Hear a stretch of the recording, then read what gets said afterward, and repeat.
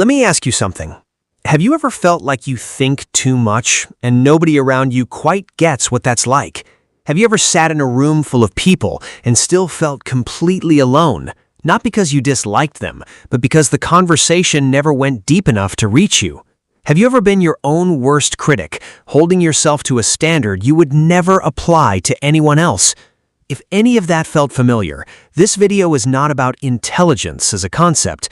This video is about you, about the specific, private experience of carrying a mind that processes the world at a level most people around you never quite reach. Because here's what psychology research has found after decades of studying highly intelligent individuals.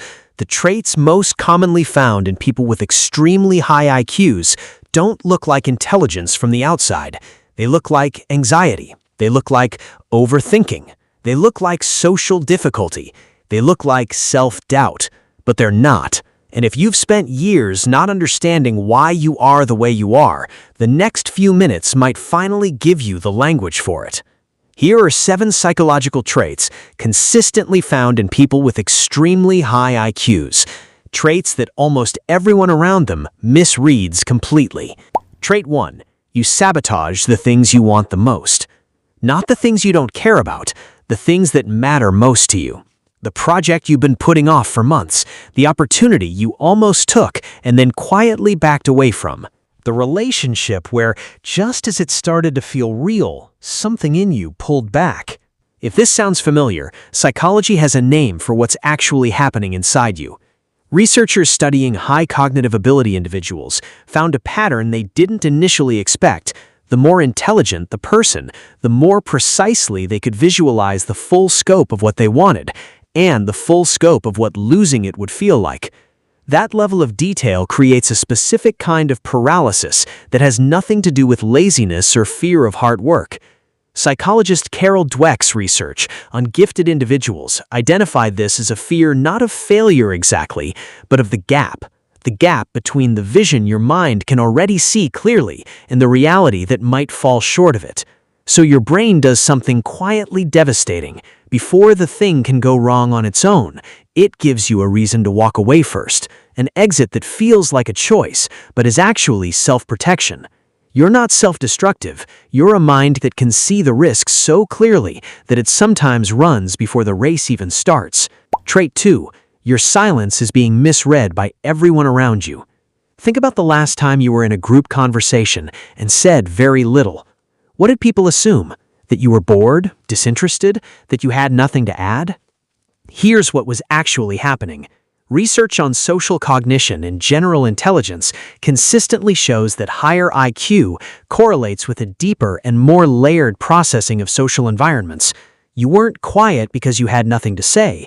You were quiet because you were reading the room at a level nobody else in that room was aware of.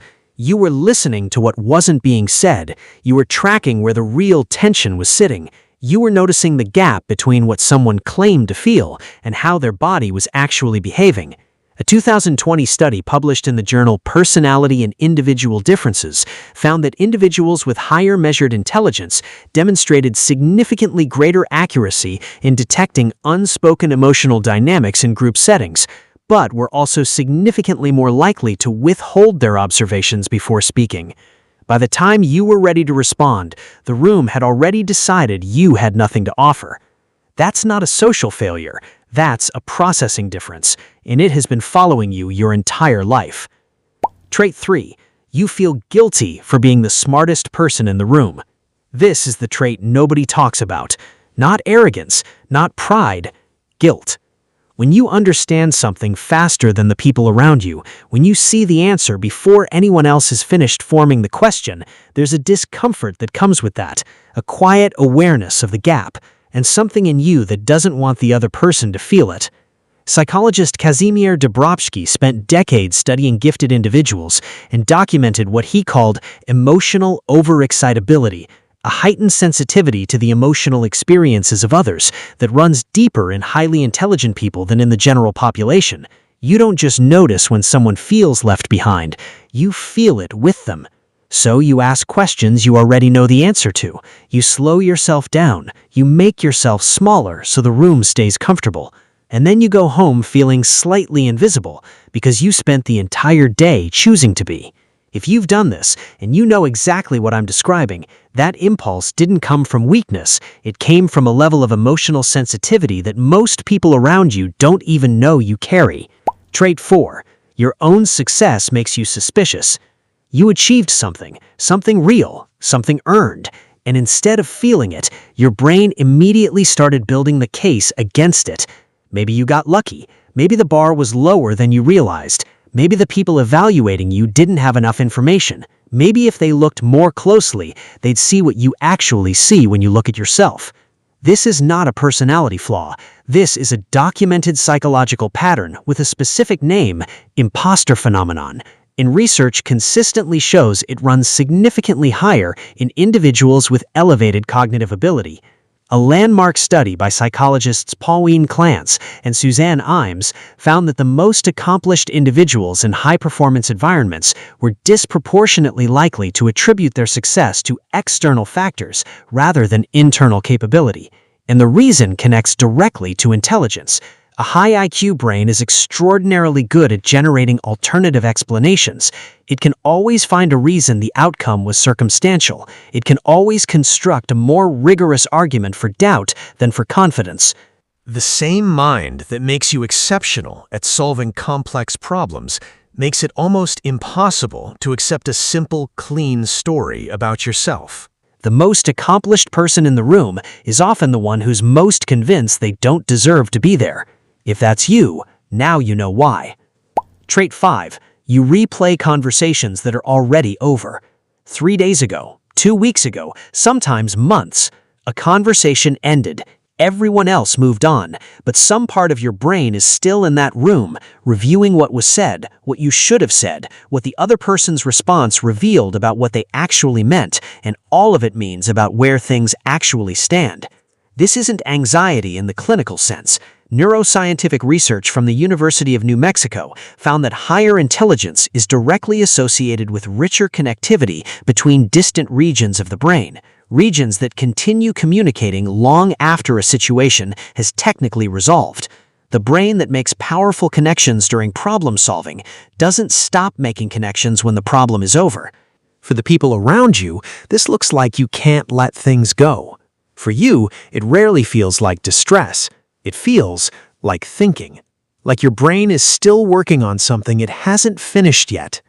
The distinction matters because it means this pattern isn't something that broke in you, it's something that was built into you, and it shows up most intensely with the people and the conversations that actually matter to you.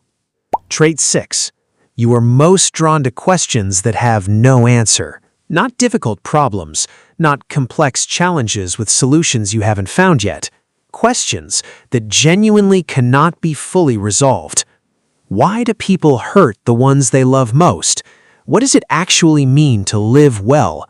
Is the way you experience the world the same as the way anyone else does? These are the questions your brain keeps returning to, not because of the lack of resolution, but because of it. Psychologist Mihaly Csikszentmihalyi, whose decades of research on exceptional minds remains among the most significant in cognitive psychology, found that individuals with the greatest intellectual capacity consistently reported their deepest engagement with questions at the outer edge of what can be known, not because they expected to solve them, because the territory at the edge of certainty is the most interesting territory a mind like yours can move through. You're not someone who can't accept ambiguity. You're someone who seeks it out, because resolved questions don't hold your attention the way open ones do. Most people find that exhausting to watch. For you, it's the closest thing to peace you know. Trait 7.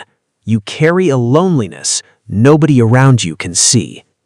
Not the loneliness of being alone, something more specific than that.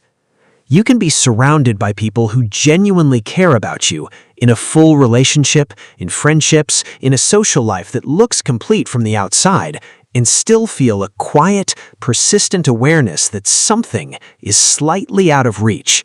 Not dramatic isolation, just a subtle sense that the conversations happening around you are not quite the conversations you need. that the depth you're capable of reaching is somewhere most people don't want to follow you.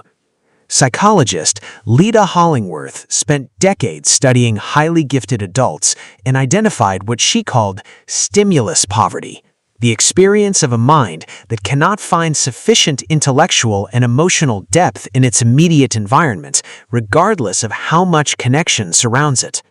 What makes this loneliness different is that more social interaction doesn't fix it. More friendships don't fix it. What gives you relief, temporarily, is a single conversation with someone who can follow you all the way to the bottom of an idea without needing to turn back.